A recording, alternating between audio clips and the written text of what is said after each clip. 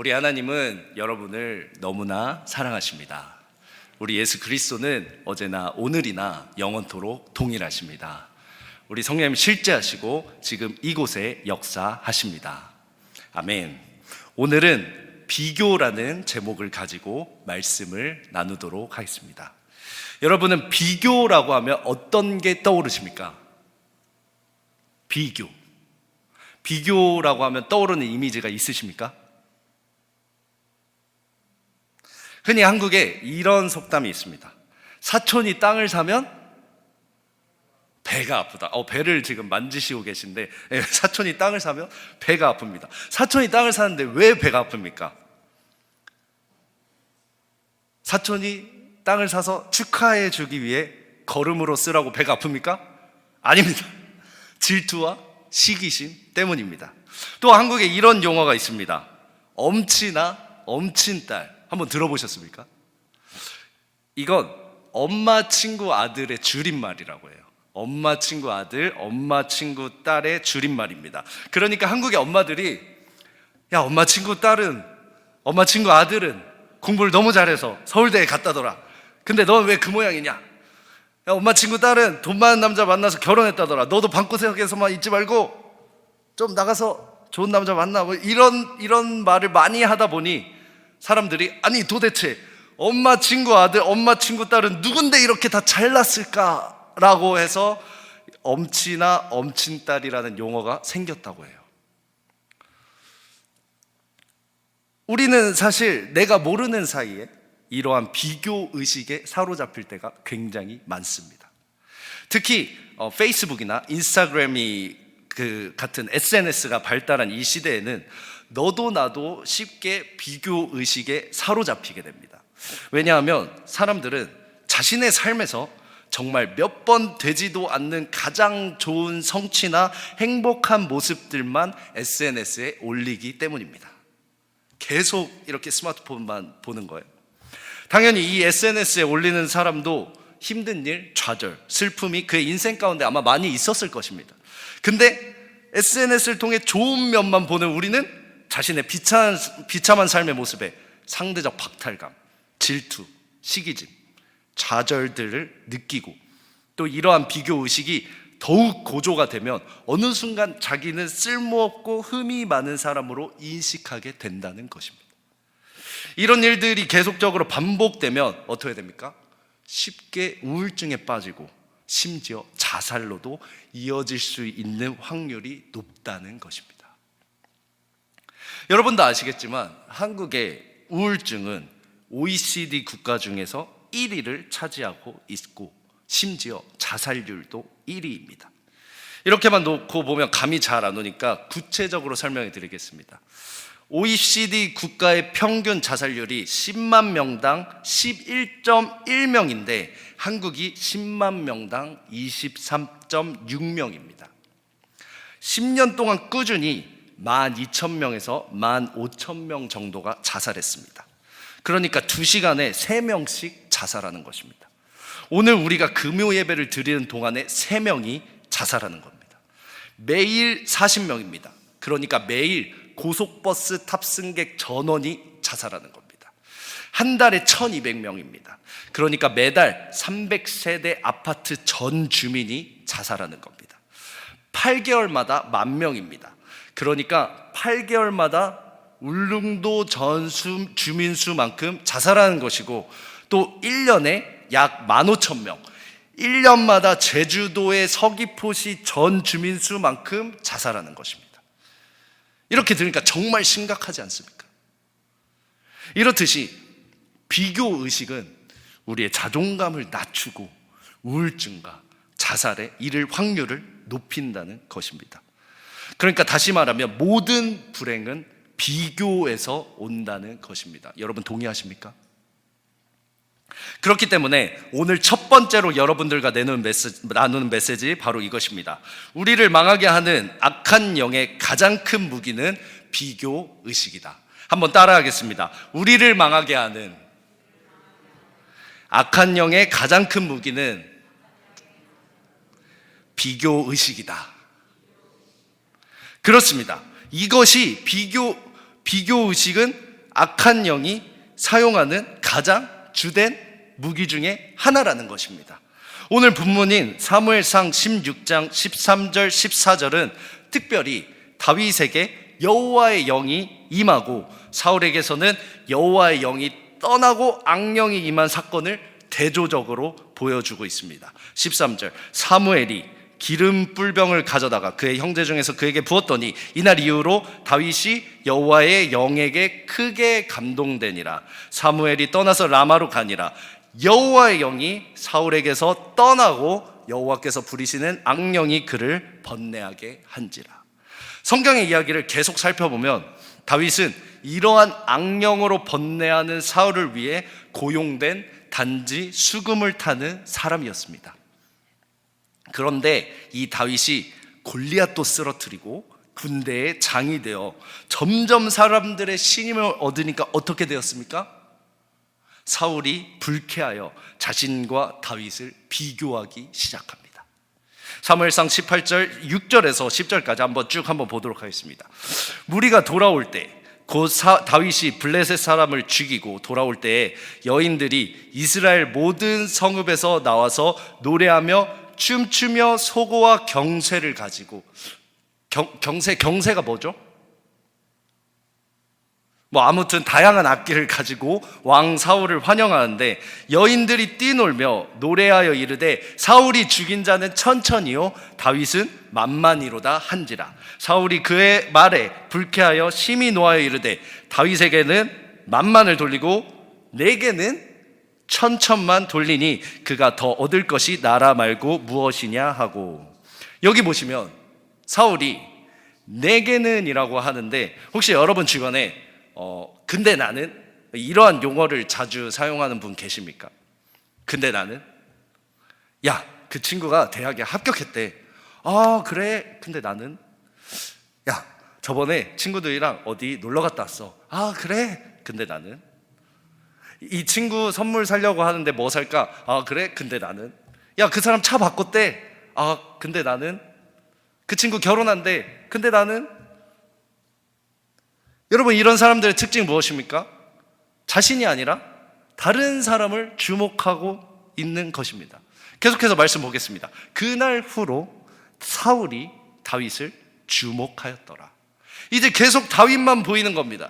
계속 다윗과 자신을 비교하는 것입니다. 심지어 자기는 왕이고 자신의 길을 묵묵히 걸어가기만 하면 되는데 계속 다윗이 신경 쓰이고 다윗만 쳐다보며 자신과 비교하는 것입니다. 그리고 그 다음 구절에 이렇게 이야기합니다. 그 이틀날 하나님께서 부리신 악령이 사울에게 힘있게 내림에 그 집 안에서 정신없이 떠들어대므로 다윗이 평일과 같이 손으로 수금을 타는데 그때 사울의 손에 창이 있는지라. 또 악한 영이 사울에게 임한 것입니다. 그렇기 때문에 여러분들에게 분명히 말씀드리는 것입니다. 우리를 망하게 하는 악한 영의 가장 큰 무기는 바로 비교의식이라는 겁니다. 이렇게 비교의식에 사로잡힌 사울의 마지막은 어떻습니까? 결국 자살로 마무리되는 비참한 인생으로 전락된 것입니다. 한 나라의 왕이었던 자가, 하나님의 영까지 임했던 자가 이런 악한 영의 무기인 비교의식에 사로잡혀서 자살로 인생을 마무리하게 되는 것입니다. 여러분, 사실 사울의 처음은 이러한 비참한 인생이 아니었습니다. 심지어 성경은 하나님의 영이 사울에게 임한 장면을 2번씩이나 보여주고 있습니다. 심지어 다윗보다 사울에게 하나님의 영이 임한 장면이 더 많이 나오고 있습니다. 사무엘상 10장 10절입니다. 그들이 산에 이를 때 선지자의 무리가 그를 영접하고 하나님의 영이 사울에게 크게 임함으로 그가 그들 중에서 예언을 하니. 사무엘상 11장 16절에도 나왔습니다.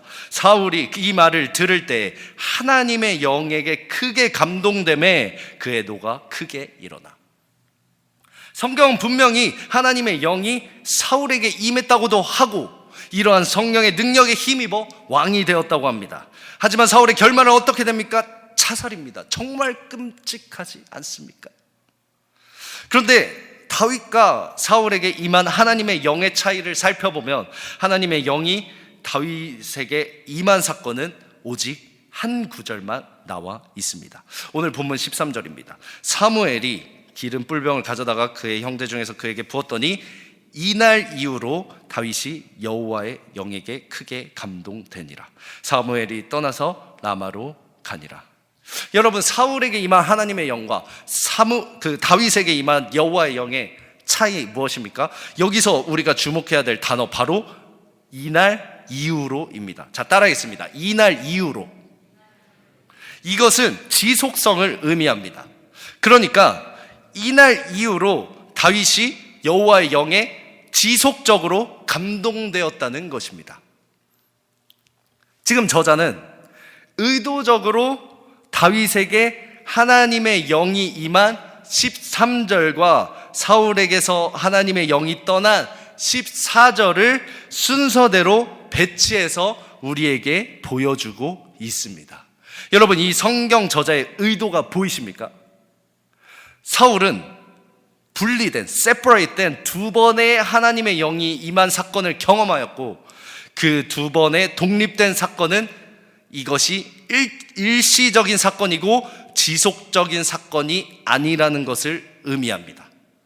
하지만 성경 그 어디에도 다윗에게 하나님의 영이 두 번째로 임했다고 이야기하지 않습니다.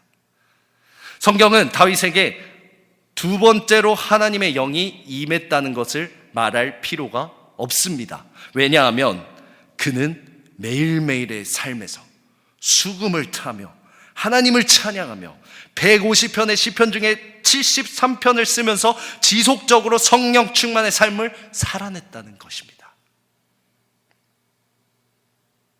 심지어 사울은 성경에 다양한 기적적인 사건이 기록되어 있습니다. 하나님의 영이 임해서 사울이 예언도 하고 또 능력을 받아 전쟁에서 승리했다고도 나옵니다. 하지만 다윗은 성경에 어떤 특별한 기적도 기록되어 있지 않는 사람입니다. 여러분, 정말 놀랍지 않습니까? 이렇게 하나님만 바라보며 자신에게 임한 하나님의 영으로 성령 충만함을 지속적으로 유지했던 다윗과 다르게 사울은 하나님이 아닌 다윗을 주목하고 악한 영에게 사로잡혀 비교의식에 쩌들게 되었던 것입니다. 그렇기 때문에 말씀드린 겁니다. 비교는 악한 영의 무기입니다. 비교는 여러분을 불행하게 만듭니다. 비교는 우리가 모르는 사이에 빠지는 함정입니다. 비교는 굉장히 위험한 것입니다. 제가 한번 비교로 이행시를 한번 지어보도록 하겠습니다. 한번 운을 한번 띄워보세요. 다 같이 외쳐볼까요? 비참해지거나 교만해진다. 그렇습니다. 비교하면 비참해지거나 교만해지는 것입니다. 나보다 잘난 사람과 비교하면 비참해지고 나보다 못난 사람과 비교하면 교만해진다는 것입니다. 그게 바로 비교입니다. 그렇다면 우리는 어떻게 이러한 우리를 비참하게 하고 교만하게 만드는 악한 영의 무기를 이겨낼 수 있습니까? 그것은 우리를 계속해서 비교하는 다른 사람 혹은 나 자신을 바라보는 것이 아니라 오직 하나님만 바라보는 것입니다. 믿으십니까? 왜냐하면 우리 하나님은 우리를 다른 사람과 비교하는 분이 아니라 각 사람의 존재 자체를 귀하고 존귀하게 여기시는 분이시기 때문입니다.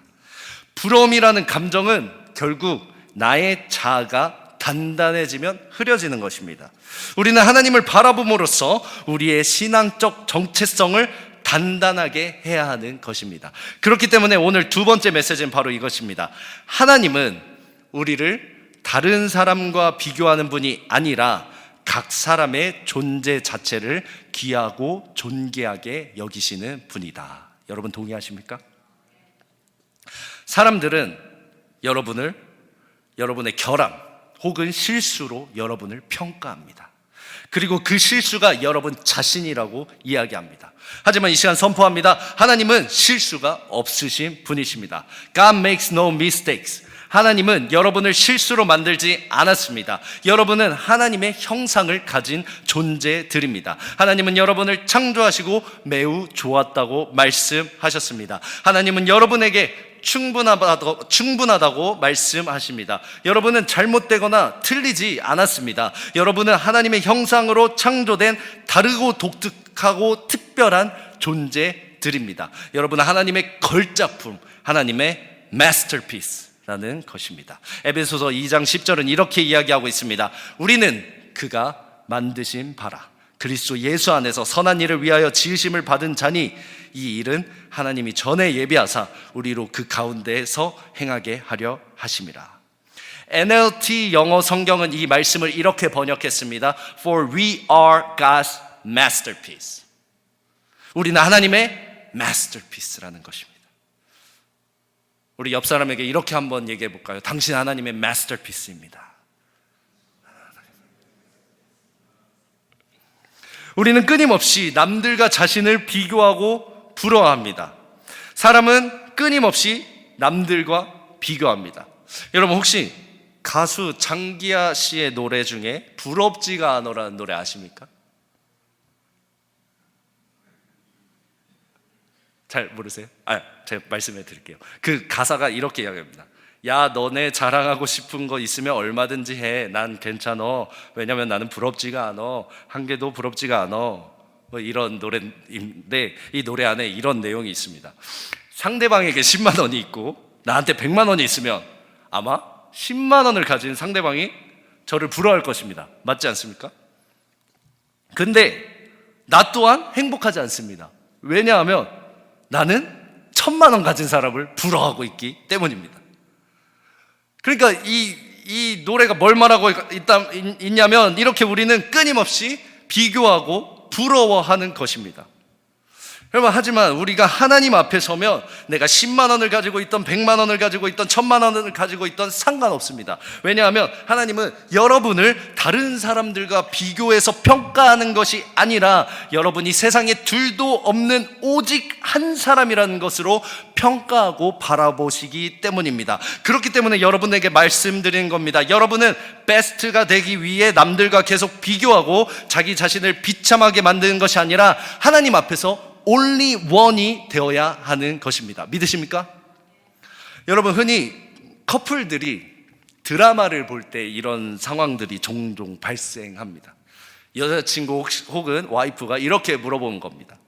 오빠, 저 여배우가 예뻐? 내가 예뻐? 여러분, 이때 우리 남성분들 솔직하게 말하면 어떻게 됩니까?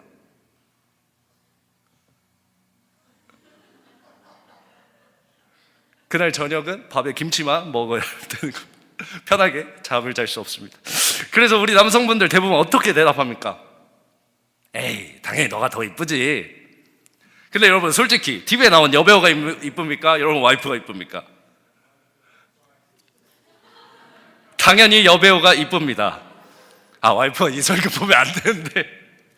그런데 왜 우리가 더 이쁜 여배우보다 우리 와이프를 더 사랑하고 좋아합니까? Only one, 내가 사랑하는 단 한 사람이기 때문입니다. 동의하십니까? 여러분, 남성분들 동의하십니까? 그렇습니다. 우리 하나님도 마찬가지입니다. 하나님은 여러분을 only one, 단 하나의 소중한 존재로 바라보고 계십니다. 예수님께서는 목자가 양 100마리 중에 한 마리를 잃으면 99마리를 두고 그 한 마리를 찾아 나선다고 말씀하셨습니다. 왜 그렇습니까? 그 한 마리는 다른 양과 바꿀 수 없는 유일한 존재이기 때문입니다. 시편 139편 1절, 여호와여 주께서 나를 살펴보셨으므로 나를 아시나이다. 하나님은 여러분을 제대로 아십니다. 여러분을 평가하는 사람은 다른 사람도 아니고 심지어 나 자신도 아니고 오직 하나님 뿐이십니다. 하나님만이 여러분을 제대로 평가하십니다. 하나님만이 여러분의 가치를 누구보다 잘 아십니다. 이 시간 우리 존재 자체를 귀하게 여기시는 하나님께 영광의 박수 올려드리겠습니다. 그렇습니다. 하나님은 우리를 다른 사람들과 비교하지 않으십니다. 아까 말씀드렸다시피 인간은 딱 두 종류입니다. 비참하거나 교만하거나입니다. 하지만 하나님은 비참한 우리를 구원하시고 교만한 우리를 겸손하게 하십니다. 저는 이것이 바로 복음의 능력이라고 생각합니다. 오늘 세 번째 메시지입니다. 인간이 비참해지거나 교만해지는 비교에서 해방되는 유일한 길은 예수님의 복음을 체험하는 것이다. 믿으십니까? 이것이 복음의 능력입니다. 예수님의 복음의 능력은 비참해진 여러분을 구원하십니다. 여러분이 남들과 비교해서 절망하고 우울해질 때 복음의 능력으로 구원받는 것입니다. 또한 여러분이 남들과 비교해서 교만해질 때는 복음의 능력은 여러분들로 하여금 이 모든 것이 하나님의 은혜였다는 것을 알려줌으로써 겸손하게 되는 것입니다. 그렇기 때문에 예수님의 복음의 능력은 우리를 비교의식 가운데서 해방시켜 주시는 것입니다. 이것이 예수님의 복음의 능력의 핵심이라는 것입니다. 여러분, 하나님은 여러분들만을 위한 계획을 창조 전부터 만들어 놓고 계셨습니다. 여러분의 친구도 아니고 여러분의 형제도 아니고 여러분의 부모도 아니고 오직 여러분만을 위한 컬링을 가지고 계시다는 것입니다. 에베소서 2장 10절 다시 한번 보겠습니다. 우리는 그가 만드신 바라 그리스도 예수 안에서 선한 일을 위하여 지으심을 받은 자니 이 일은 하나님이 전에 예비하사 우리로 그 가운데 행하게 하려 하심이니라. 여러분, 다른 사람이 아니라 오직 여러분만을 위한 부르심을 가진 하나님의 창조물인 것입니다. 히브리서 12장 1절입니다. 이러므로 우리에게 구름같이 둘러싼 허다한 증인들이 있으니 모든 무거운 것과 얽매이기 쉬운 죄를 벗어버리고 인내로서 우리 앞에 당한 경주를 하며, 우리 앞에 당한 경주, 다른 사람의 경주가 아니라, 다른 사람의 레인이 아니라 여러분의 경주인 것입니다. 여러분은 여러분만 달릴 수 있는 여러분 자신의 레이스에 서 있고 달리는 것입니다. 그 누구도 못 달리는 여러분 자신의 레이스입니다. 어떻게 이 경주를 달려나갑니까? 그 다음 절입니다. 믿음의 주요 또 온전하게 하시는 예수를 바라보자. 그는 그 앞에 있는 기쁨을 위하여 십자가를 참으사 부끄러움을 개의치 아니하시더니 하나님의 보좌 우편에 앉으셨느니라. 그렇습니다. 우리는 주님만 바라보며 달려가는 것입니다. 우리는 정말 간단하게 두 가지만 하면 되는 것입니다. 먼저 뭡니까? 다른 사람이 아니라 내 레이스에 서서 예수님을 바라보는 것입니다. 내 레이스에 서서 예수님만 바라보며 달려가는 겁니다. 왼쪽 쳐다보고 오른쪽 바라보는 것을 멈추고 오직 예수님만 바라보며 달려가는 것입니다. 믿으십니까? 여러분, 성경에 나오는 수많은 사람들은 어떤 완벽한 재벌집 막내 아들 같은 영웅들이 아닙니다. 하나님은 그분의 영광을 위해 그 불완전한 사람들을 사용하셨습니다. 노아는 알코올 중독자였습니다. 아브라함은 자신의 와이프를 남에게 팔았습니다. 야곱은 사기꾼이었고 거짓말쟁이였습니다. 레아는 못생겼습니다. 요셉은 형제들에게 따돌림 받고 인신매매를 당했습니다. 모세는 말을 잘 못했고 또 살인 전과가 있었습니다. 기드온은 두려워했고 삼손은 바람둥이였습니다. 라합은 기생이었습니다. 예레미야와 디모데는 너무 어렵고 다윗은 자신의 권력으로 살인과 성폭행을 저질렀습니다. 엘리야는 우울했고 요나는 하나님을 피해 도망갔습니다. 나오미는 과부였고 욥은 경제적으로 파산하고 피부병이 있었습니다. 베드로는 예수님을 3번이나 부인하였고 예수님의 제자들은 자느라 1시간도 깨어 예수님과 함께 기도하지 않았습니다. 막달라 마리아는 7 귀신에 들렸었고 사마리아 여인은 5번이나 이혼하였습니다. 삭개오는 세리였고 키가 너무 작았습니다. 하지만 예수님은 십자가에 달린 범죄자에게 내가 나와 함께 낙원에 있으리라라고 말씀하셨습니다.